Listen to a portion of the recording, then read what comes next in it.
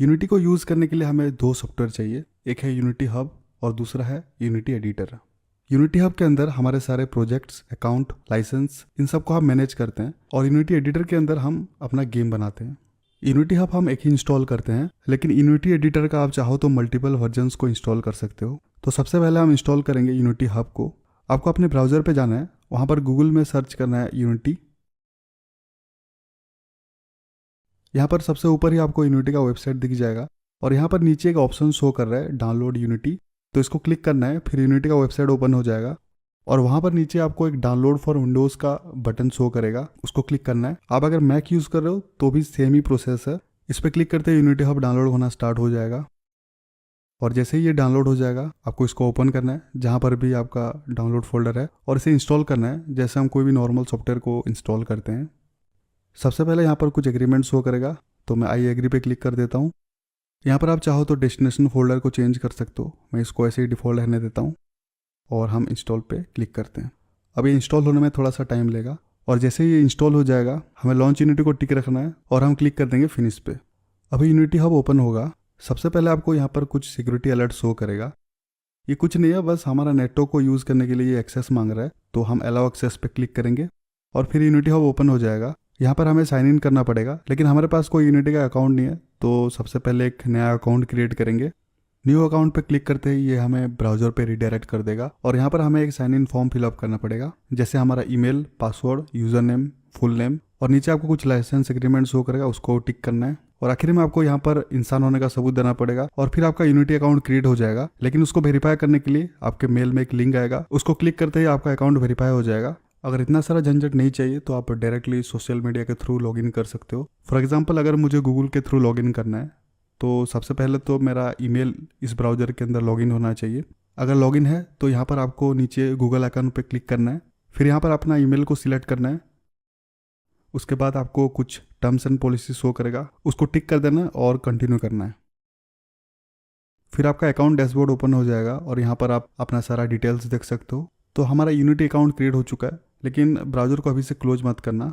हम unity hub पे जाएंगे और वहाँ पर हम साइन इन करेंगे, तो फिर से ये हमारा ब्राउज़र पे रिडायरेक्ट कर देगा और क्योंकि यहाँ पर हमने पहले से लॉगिन किया हुआ है तो ये ऑटोमेटिकली हमारा आईडी को फैच करेगा और एक पॉपअप शो करेगा जहाँ पर ये यूनिटी हब को ओपन करने को बोल रहा है, तो इस पर क्लिक करेंगे।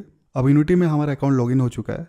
बस पहली बार में आपको थोड़ा बहुत झंझट करना पड़ता है, लेकिन जब आप नेक्स्ट टाइम लॉगिन करोगे तो ये ऑटोमेटिकली डिटेक्ट कर लेगा। अब यहाँ पर ये यूनिटी एडिटर इंस्टॉल करने को बोल रहा है, लेकिन हम उसे मैन्युअली इंस्टॉल करेंगे, तो इसको स्किप कर देते हैं।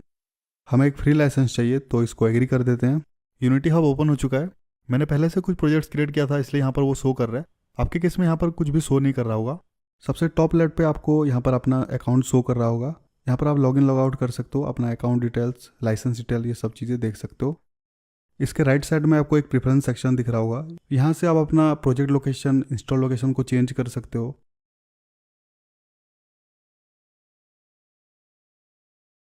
आप अपने हिसाब से कुछ थीम सेट कर सकते हो और लाइसेंस के अंदर आप अपना लाइसेंस डिटेल्स देख सकते हो। अगर वो एक्सपायर हो जाता है तो यहाँ से आप उसको एक्टिवेट कर सकते हो या फिर आप कोई नया लाइसेंस प्लान ऐड कर सकते हो।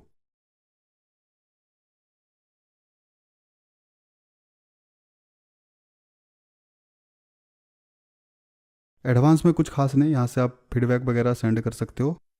अब आते हैं प्रोजेक्ट सेक्शन पे। यहाँ पर हमने जो भी प्रोजेक्ट क्रिएट किया है या फिर अभी रिसेंटली ओपन किया है वो सब यहाँ पर शो करेगा और यहाँ से हम कोई नया प्रोजेक्ट क्रिएट कर सकते हैं या फिर कोई पहले से बना हुआ प्रोजेक्ट को ओपन कर सकते हैं। लर्न के अंदर आपको बहुत सारे प्री मेड प्रोजेक्ट्स मिल जाएंगे जिनको आप अपने गेम के अंदर यूज़ कर सकते हो या फिर आप उनको सीखने के लिए भी यूज़ कर सकते हो।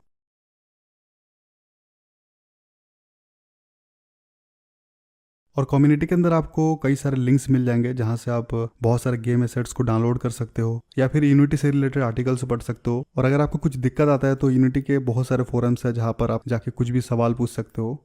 यूनिटी हब के बारे में हमने बहुत कुछ जान लिया। अब यूनिटी एडिटर को इंस्टॉल करते हैं। उसके लिए हम इंस्टॉल पे जाएंगे। मैंने पहले से एडिटर का कुछ वर्जन इंस्टॉल किया है, इसलिए यहाँ पर ये शो कर रहा है। आपके केस में यहाँ पर ये एम्प्टी होगा। इधर से आप एडिटर का कोई भी वर्जन को इंस्टॉल कर सकते हो। एडिटर को इंस्टॉल करने के लिए हम इंस्टॉल एडिटर पर क्लिक करेंगे, फिर एक नया विंडो ओपन होगा और यहाँ पर आप देख सकते हो कुछ एडिटर के वर्जन शो कर रहे हैं। मेरे रिकॉर्ड करते टाइम जो वर्जन शो कर रहे हैं, हो सकता है आपके टाइम में कोई नया अपडेट आया होगा और कोई नया वर्जन शो कर रहा होगा, लेकिन आप कोई भी वर्जन को इंस्टॉल कर सकते हो। इनमें कोई मेजर डिफरेंस नहीं होता है।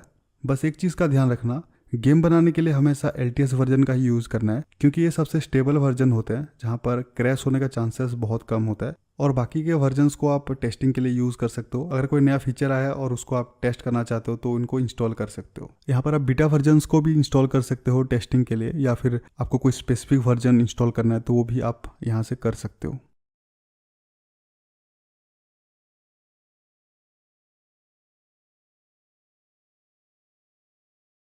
अभी आप पहली बार एडिटर को इंस्टॉल कर रहे हो तो जो सबसे लेटेस्ट LTS वर्जन है उसको इंस्टॉल करना है। एडिटर के साथ हम चाहे तो कुछ मॉड्यूल्स भी ऐड कर सकते हैं, इनको हम अपने रिक्वायरमेंट के हिसाब से ऐड करते हैं। नीचे यहाँ पर एक टूल है माइक्रोसॉफ्ट विजुअल स्टूडियो, इसका हम यूज़ करते हैं कोड लिखने के लिए, तो इसको तो हमें कंपलसरी ऐड करना ही पड़ेगा। हम एडिटर के अंदर गेम तो बना लेंगे, लेकिन उसको अगर हमें स्पेसिफिक डिवाइसेस के लिए एक्सपोर्ट करना है, चाहे वो एंड्रॉयड के लिए हो, iOS के लिए हो या फिर PC के लिए हो, तो उसके लिए हमें उसका रिक्वायर्ड मॉड्यूल को ऐड करना पड़ेगा। हम एंड्रॉयड, iOS, PC तीनों के लिए गेम बनाना चाहते हैं तो हम तीनों को ऐड कर देंगे।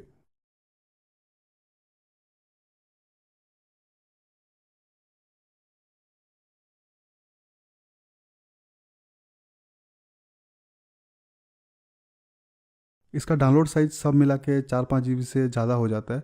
तो अगर आपके पास स्टेबल इंटरनेट कनेक्शन है तो आप इन सबको एक साथ डाउनलोड कर सकते हो, या फिर आप सिर्फ एडिटर को डाउनलोड करके बाद में इन सब मॉड्यूल को ऐड कर सकते हो। अगर इंस्टॉल करते टाइम कुछ लाइसेंस एग्रीमेंट पूछता है तो उसको टिक कर देना है, फिर हमारा एडिटर इंस्टॉल हो जाएगा। अब ये डाउनलोड होना स्टार्ट हो चुका है। आपके इंटरनेट के स्पीड के हिसाब से आपको यहाँ पर वेट करना पड़ेगा। मेरे पास ऑलरेडी एडिटर इंस्टॉल्ड है तो मैं इसको कैंसिल कर देता हूँ। आपका जब ये पूरा इंस्टॉल हो जाएगा तो इंस्टॉल के अंदर आपको ये शो करेगा। इस तरीके से आप मल्टीपल वर्जन्स को इंस्टॉल कर सकते हो और अपने रिक्वायरमेंट के हिसाब से कोई भी मॉड्यूल को आप यहाँ से ऐड कर सकते हो।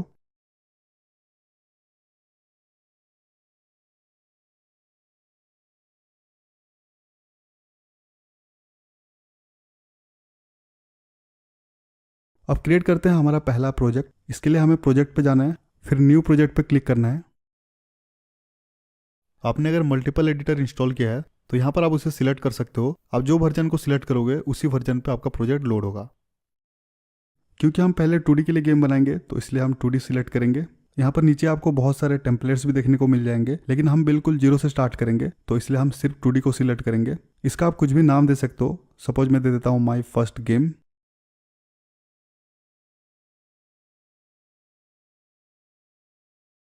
और नीचे आप इसका लोकेशन सेट कर सकते हो। मैं इसको डिफ़ॉल्ट ही रहने देता हूँ। यहाँ पर दो ऑप्शन है, एक है कनेक्ट टू यूनिटी क्लाउड और दूसरा है यूटिलिटी वर्जन कंट्रोल। इसको आप यूज करके अपने प्रोजेक्ट को क्लाउड पे स्टोर कर सकते हो और उसे आप कहीं से भी रिमोटली एक्सेस कर सकते हो।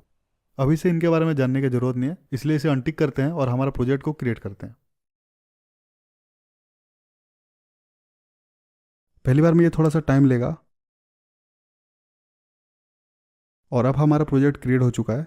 नेक्स्ट वीडियो में हम सीखेंगे कैसे हम यूनिटी एडिटर को यूज़ करते हैं।